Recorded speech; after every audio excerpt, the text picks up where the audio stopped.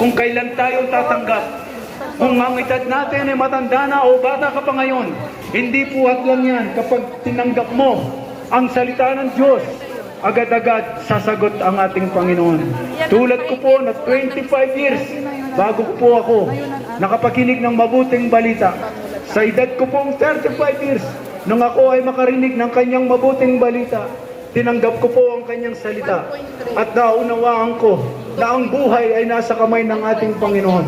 Kaya sa hapon pong ito, hindi ka po lugi kapatid kapag tumanggap ka sa salita ng Diyos.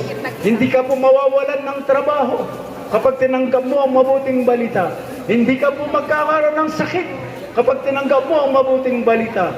At ang mabuting balita, palalakasin ka niya, pagiginhawain ka niya, at ang kanyang promise ay buhay na walang hanggan.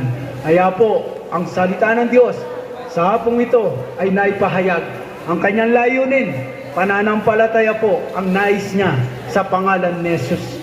Kaya sa bawat magkakaroon ng pananampalataya sa lugar na ito, sa pangalan ni Jesus, sa hapong ito, tinitiyak ko po sa iyo na ang buhay na walang hanggan ay pagkakaloob ng ating Panginoong Jesucristo. Ito lang.